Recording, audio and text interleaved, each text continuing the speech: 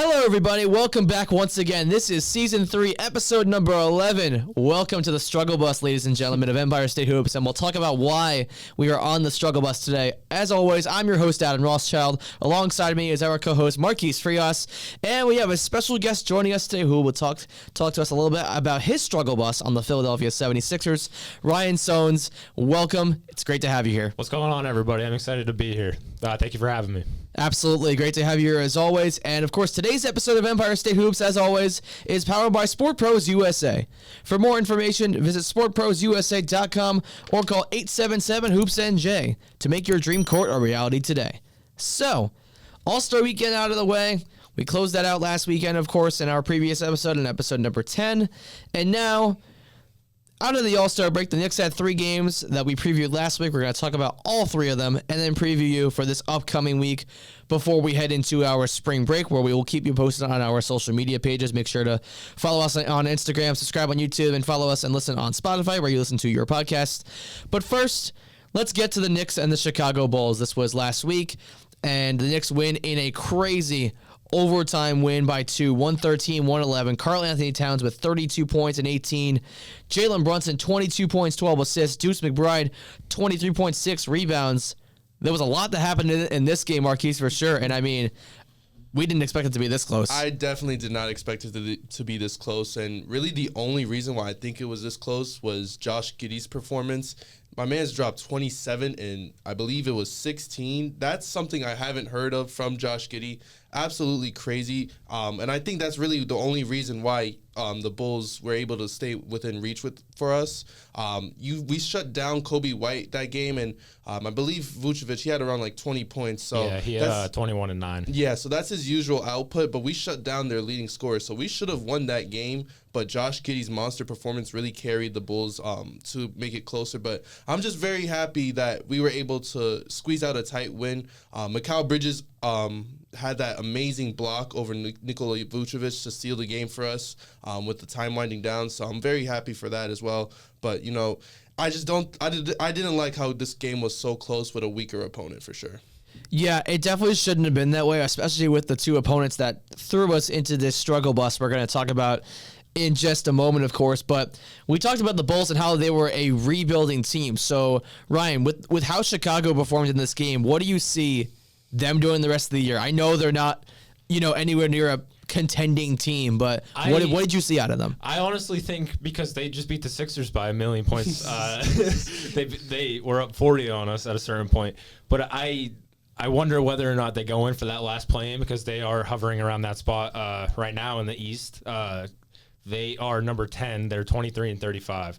So it is for sure possible, with the Heat struggling, with the Hawks still struggling. I think they go in for that position. I think they have no reason to tank at this point. I don't think anybody in Chicago wants to see that. So, yeah, something definitely to keep our eyes on for sure with the Chicago Bulls. We talked a lot about last week, like I just mentioned, them going into a potential rebuild with what they're doing, getting rid of all their key pieces that they had, which were Zach LaVine and DeMar DeRozan, of course, both going to the Sacramento Kings in their respective trades. But now this takes us to the struggle bus, and it begins in the city of Cleveland, Ohio. And the New York Knicks on a Friday night on ESPN got absolutely embarrassed by the number 1 seed in the Eastern Conference. The Cavaliers absolutely ran away with this game. Donovan Mitchell, 27 points, 5 assists. Evan Mobley with 21 points. Brunson and Cat scored in double figures in the 20s, but it didn't really matter because they couldn't do anything else against this Cavaliers team. You can't lose to the number 1 seed by 37 points. I said it in the last episode, and I'll say it again. This game was like the deciding factor to me to see if we were really contenders or not. And obviously a blowout loss by, I believe it's 37 points. Yep. Like, that's just not going to do it at all. This was honestly one of the more disappointing experiences I've had as a Knicks fan, honestly. I will go there to say that. The Cavaliers, I understand that they're a good team, but I feel like the Knicks are they match up better. The Knicks match up better with the Cavs than they do with the Celtics, I believe, because the Cavs, they don't have that much of a firepower on offense that the Celtics does. So I think that it was more of a fair matchup with our defense compared to the Cavs offense, but it just seemed like only Brunson and Cat really wanted to play in this game, and that was really it. Like, no one else really had any good output. Mikal Bridges struggled. I know Deuce McBride, he didn't do as good in that starting role, but it was just, I just hated this game, man. This was such a sad game for me.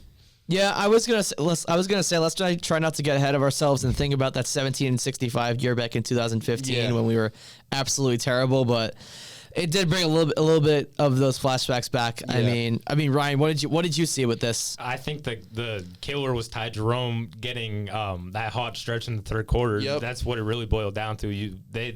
It wasn't close in the first half, but that was really the killer. DeAndre Hunter did the same thing. DeAndre Hunter ended up with 16 points. And Ty Jerome and DeAndre Hunter both played 19 minutes. So they killed you guys in limited minutes. Darius Garland only had 9 points this game. Donovan Mitchell did his thing. It just came down to who played the better team basketball, and I think Cleveland got you guys in that respect. Nobody, like you guys had mentioned, nobody outside of Cat and Jalen Brunson wanted to do anything for the Knicks on offense. So. I just want to say real quick, we always say that basketball is just a game of runs, you know? Like, if a team goes on a run, you yourself have to go on a run in order to fight back. This game just seemed like it was just all Cavs, and they were the ones just running it. There was no Knicks run to fight back against the Cavs, and it just completely looked out of whack for the Knicks. Like, it was honestly just I'm going to say it again, it was a very disappointing performance for us. You can't really say much about it. It's just straight up disappointing. And Donovan Mitchell proved to the league once again why he is still a superstar in this league, because I think he definitely has been put under the radar, especially since his time with the Utah Jazz, because he had a chance to do a lot of successful things there, but he let it all go away, and he went into a different situation in Cleveland, and it has turned out a little bit for the better, but they haven't gotten up to that level that they want to get to yet, and I think with them having a really good season this year, I think this is where he can do it. I see the Cavaliers as almost like the Thunder of the East.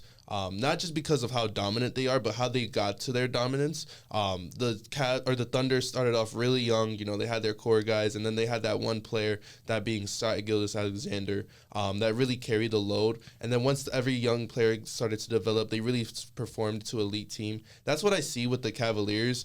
They are honestly a very scary team. I think if you guys aren't taking them as legitimate contenders in the East, you have to now.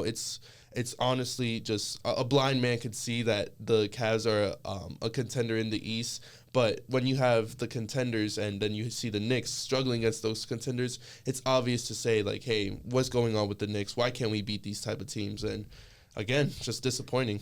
Yeah, getting to the 2 or the 1 is going to be hard for the Knicks to finish out the rest of this season. I think they still finish at third at most right now with how things are going. But this takes us into Boston, where the Knicks are not able to leave the struggle bus. They don't leave it. They stay on it, and Boston wins convincingly once again. I know this wasn't that much of a margin. It was still by 13 points, but still, there were points in this game where the Knicks got it down to 9 in the third quarter, but then Boston goes on the run. We talked about this right before we started the recording, actually, and how the Knicks were able to find a way to not make this an embarrassing loss, but it was still a loss. But Marquise, you mentioned this before, that you didn't consider this a bad loss just because of how it looked in the sense. Yeah, so in the third quarter, we had that big run that really helped us get there, and that was convincing to me. That before we got on air, I said that out of all the losses we've had against the top 3 teams in the NBA, I like this one the best just because we showed we were able to fight back. All the previous losses,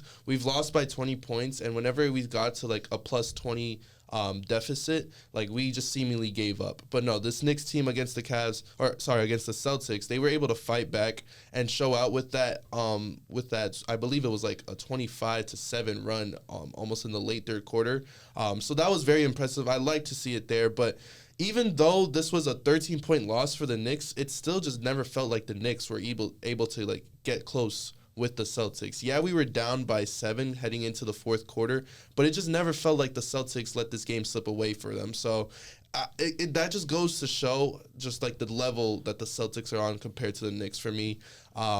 I'm just hoping for the best, man. This makes it 0-7 now against top 3 teams in the NBA. Those being the Celtics, the Cavs, and the Thunder, obviously.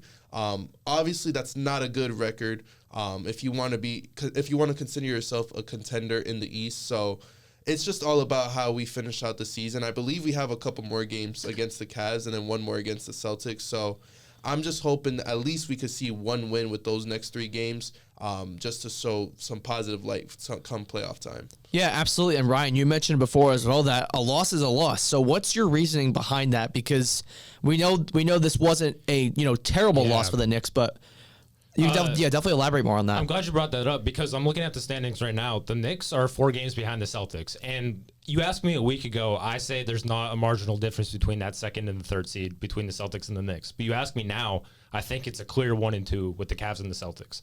I think the Bucks don't really have a chance to catch the Knicks. They're 4.5 games behind them. So the Knicks, as long as they beat the bad teams that they should solidify that 3rd seed. And like you said, with a loss is a loss, and like Marquise said, with the upcoming matchups versus the Cavs and the Celtics again, I think it is imperative that you win at least one of them to just prove that you can win, like in a competitive matchup, because you're going up against Detroit, and although it should be an easy series, Detroit's one of those teams that's been on a hot streak, and if you get timid and if you get scared going into the end of the year, who knows? I would honestly say that a lot of people are going to look. Right now, the standings are Knicks at 3 and then Pistons at 6. I would honestly not like that Pistons matchup. Right, I wouldn't either. Just because of how young and scrappy that Pistons team is, I would honestly try to stay away from that Pistons matchup as much as possible, just because of our struggles with how we've been able to really not be able to win the big game. So obviously a game against the Pistons, it doesn't sound like much, but when you're in the playoffs, when you're in the Garden, that's a big game. Any game in the playoffs is a big game, or in the Garden is a big game. So and prepping, like going into that Pistons series, even if it isn't a close series and the Knicks win, but it's still going to be a gritty series no matter what. Yeah, you're going to have to play Boston in that next round. So having a tough first round series, regardless if you win, just being tired going into that second round versus Boston isn't going to be a good thing to begin with. You guys are going to be at a disadvantage, period. And that's what we saw last year against your Sixers, right. that crushing first round series, that even though we didn't come out fully healthy. We lost a lot of key players, and then it just all around failed in the second round against the Pacers. So I definitely see Ryan's point there. Yeah, definitely for Detroit with kind of the scrappy team they are, because they have a young core that can really expose star talent on the opposing team. So that's something that we'll have to keep our eyes on. Of course, Detroit with JB Bickerstaff as that first-year head coach, they've been a big surprise in the Eastern Conference this year, sitting at the number 6 seed. But coming up after the break, we're gonna touch on Ryan's Philadelphia 76ers as the Knicks play them on February 26th, followed by the Memphis Grizzlies on February 28th, and the Miami Heat on March 2nd. We'll be back right after the break here on Season 3, Episode 11 of Empire State Hoops. Let's hope to get off the struggle bus. Hey there, basketball fans. Are you ready to take your love for the game to a whole new level? Well, listen up. We've got something that will make your hoop dreams come true. Introducing Sport Pros USA, the ultimate destination for all your backyard sport court needs. Whether you're a diehard Knicks fan or just looking for some slam dunk fun with your family, Sport Pros USA has got you covered. Picture this, it's a sunny afternoon in New York, and you step out onto your very own custom-built backyard basketball court. The court where legends are born and memories are made. A court where you can unleash your inner baller and shoot hoops like your favorite Knicks players. But it's not just about basketball, it's about family, friends, and fun. Whether you're hosting a game of horse with your buddies or teaching your kids how to dribble and shoot, Sport Pros USA brings the magic of the game right to your doorstep. Our courts are more than just a place to play. They're a place to connect, bond, and create unforgettable moments. And with Sport Pros USA, you can have it all, right in your own backyard. We're not just building courts, we're building dreams. Dreams of buzzer beaters, comebacks, and endless laughter. So why wait? Give us a call at 877-HOOPS-NJ or visit sportprosusa.com today to start designing your very own backyard basketball court. Remember, at Sport Pros USA, we believe that every home deserves a court, and every family deserves the joy of playing together. So don't just watch the game, be a part of it. And we are back here once again. This is Season 3, Episode number 11. Welcome back to the Struggle Bus on Empire State Hoops. I'm your host, Adam Rothschild. Alongside me is our co-host, Marquise Frias, and special guest, Ryan Sones, 76ers fan in the building, joining us here for the rest of this episode, as well as he was here for the first half as we were recapping a bunch of our games against the Bulls, Cavs, and Celtics. And now we got 3 games coming up going into our spring break, those being Ryan's Philadelphia 76ers, the Memphis Grizzlies, and the Miami Heat. So we're going to start with the 76ers, the rematch of last year's first-round playoff series. Ryan, let's start with you with the 76ers. I know we were talking about this before we started recording. That injury report, let's hear it. Let's read off the injury report for the game on February 26th versus the New York Knicks. Joel Embiid game to game. Gershon Yabusele game to game. Quentin Grimes game to game. Justin Edwards game to game. Kyle Lowry game to game. That is 5 people in our core rotation that are hurt. I don't even know where to begin with that. Embiid is going to be out for an extended period of time because he told us after the Celtics game that the injections that he's getting in his knees aren't helping. He's seeking alternative medicine. Who knows what's going on with that? At this point, please tank. We lost in terms of this matchup that's coming up. We lost to the Knicks by 12 on the first game on November 12th. Lost by 6 on January 15th. I expect to lose by 30. After that Bulls game, I would expect to lose by 70. And then probably 60 in the last matchup of the year. Yeah. Yeah. So, just coming off of that there for sure. I think this game is it's going to be what it is because, you had Joel Embiid in and out of the lineup, Paul George in and out of the lineup, and you got to remember at the end of his contract, he's going to be 37 years old. Correct. So the question is, will the Sixers regret going and getting Paul George in the offseason, or is it going to be the problem with getting Joel Embiid out? So if you want to elaborate more on that, go for it. We have 2 max guys who can't stay on the floor and who are impossible to trade because nobody's going to want them. What is we were talking about it yesterday when the news came out about Embiid. Nobody's going to want to trade for him because he's aging. He's about 30 years old. He's on a max contract. He's not going to see the floor. It's the same situation with Kawhi. I think Kawhi's going to stay in Los Angeles for the time being because nobody wants him either. Yeah, I see that. So, I mean, it's definitely you guys have probably the most interesting setup going into this upcoming offseason. You guys, it's fair to say that this was a failure of a season. Absolutely. And you have really 2 of your best star players that have been dealing with injury, and both have not been putting up the numbers that you expected them to. And as of late, Maxey has been extremely inconsistent. I just want to point that out. He has been great all year, except for after the All-Star break and a little bit before the All-Star break as well. It's just a weird stretch. I don't really know what's going on. McCain's out for the rest of the year with that meniscus. At this point, it is really just prepping for next year, getting healthy, seeing what you could do in the offseason. I don't really know the direction that we're going to go in free agency. I don't really know what there is to do. Yeah. So, and with that being said, I just think that for the Knicks, this should be an easy win, if I'm being for real. I'll be honest, I feel bad for Quentin Grimes looking on his former team, honestly. Yeah. Who's actually playing good. Yeah, he's been balling out for them, but I think that this game against the 76ers is just going to be another Knicks blowout for sure. Yep, and with that game out of the way and hopefully off the struggle bus after this game, we'll see how it goes from there. But after that, it's against a Memphis Grizzlies team who, once again, has been one of the other surprises this year, along with Detroit, who we talked about before our break. Third in the West, 37-20. They're coming off a loss to the Cavs, who the Knicks just played several days ago. The previous meeting, the Knicks beat them 143-106. Third in the West versus third in the East.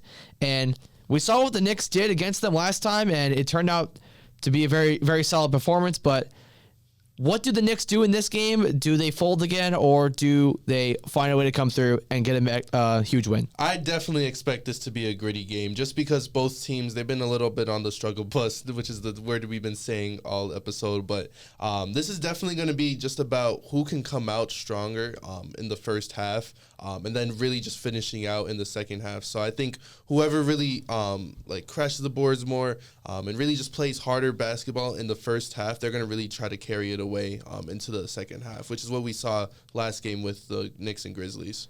Who's going to be your guy to watch on Memphis, Ryan?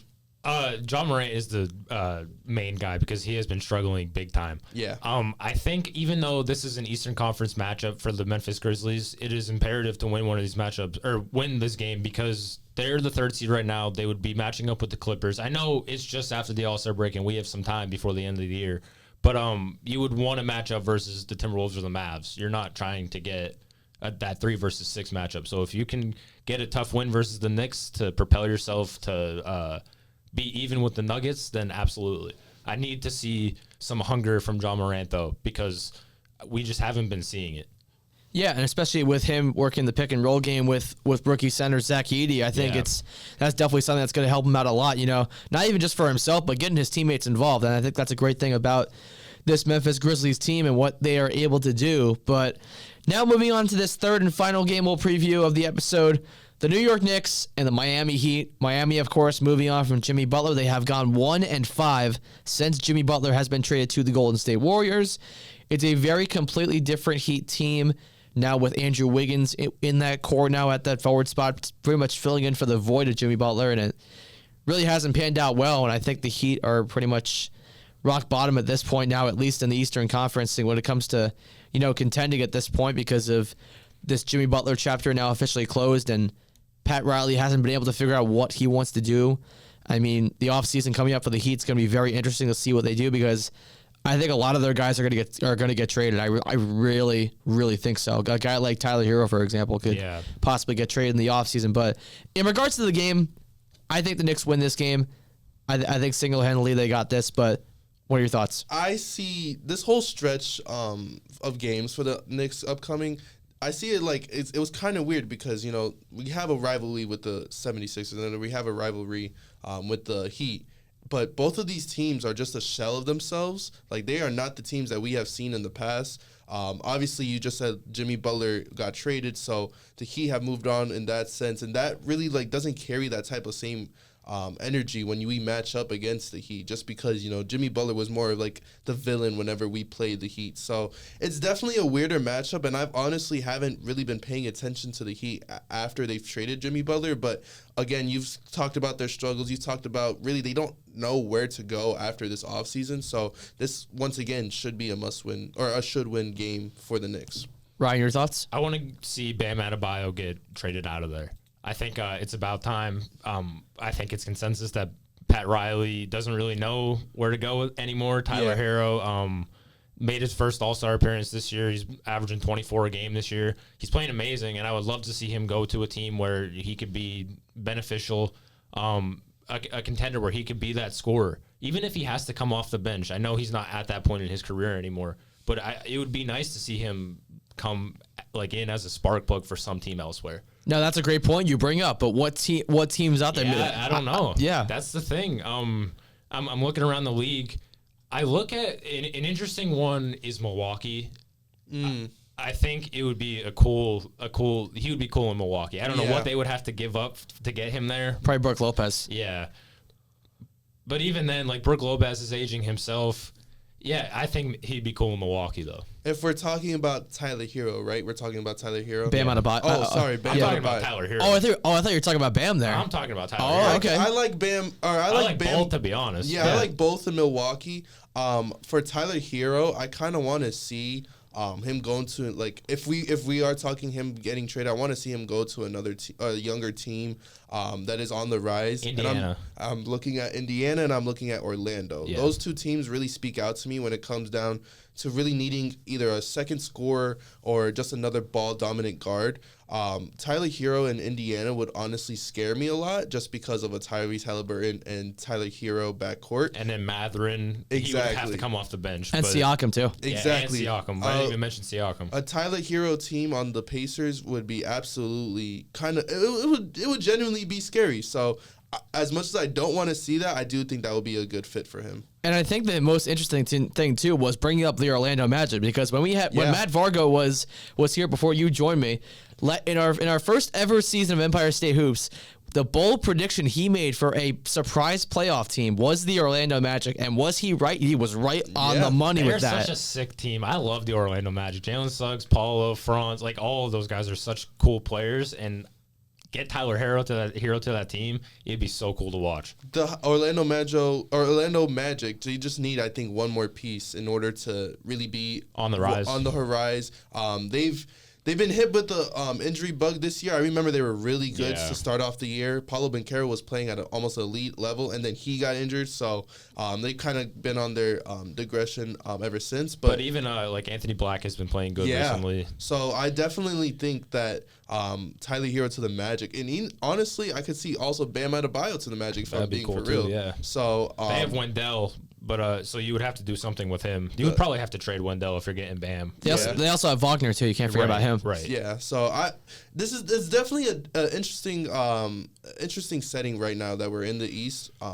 Just because of all the young teams that are on the rise, all the teams that were good before, they're kind of on the on the downfall. So it's definitely an interesting thing that we got going on with the East, but. Again, it's just all about the Knicks, and I'm really hoping that they can just get off that struggle bus. Yeah, and we gotta hope for that for sure. But with us here now, we will not be doing an episode next week, but we will keep you posted on all the latest Knicks news all over social media, on our Instagram page as well. And don't forget to subscribe to us on YouTube and follow us on Spotify, where you listen to your favorite podcasts, and we will update you throughout that. But after spring break, we are going to get into a lot. We will have another special guest on our very next episode who will be a Golden State Warriors fan coming in to join us, and we'll talk about the Warriors, we'll talk about the Lakers. The Knicks also have the Clippers coming up on their schedule, so we're going to get to a lot of that 2 weeks from now when we get back from our spring break. And I'm honestly excited for spring break. I'm so ready for it. I'm pretty excited as well, just because of those Knicks games. A West Coast trip for the Knicks is always fun to me, just because we get to play LeBron and the Lakers, and then you got Kawhi and the Clippers, and then we also get Curry and the Warriors. So definitely going to be interesting spring break for the Knicks. Absolutely. What do you guys got planned for spring break? Anything fun? I'm actually staying home. I'm staying in school, so I'm not really going anywhere. I'm just working and staying in school, so I can't go anywhere, but I'm definitely going to be tuned into the Knicks. Just hoops, man. Just hoops. Just hoops, all it is. I'll be on a nice little vacation over break. It should be a ton of fun, and can't wait to tell everyone about it when we get back. So we'll definitely look forward to that. But today's episode of Empire State Hoops was powered by Sport Pros USA. For more information, visit sportprosusa.com or call 877-HOOPS-NJ to make your dream court a reality today. So, next 3 games, 76ers, Grizzlies, and the Miami Heat. That will also be followed eventually by the Golden State Warriors, Clippers, Lakers, Kings, and that West Coast trip the New York Knicks will have over our spring break. We'll be back in 2 weeks, and we'll get to recap a bunch of these games for you and get you ready for the second half of the regular season that's already underway. And the playoffs. I know I mentioned the NBA playoffs now, but they are not as far away as you think, because we got less than 30 games left in the season. It'll be here before you know it. So make sure All-Star break, it flies. Absolutely. So make sure to stick around and tune in for all our episodes, because we will be getting to it, previewing, recapping games, and getting you ready for the push to the 2025 NBA playoffs. From here on Empire State Hoops, I'm your host, Adam Rothschild. Alongside me has been my co-host, Marquise Frias, and Ryan Sones joining us today. We will see you after our spring break. Have a great rest of your day.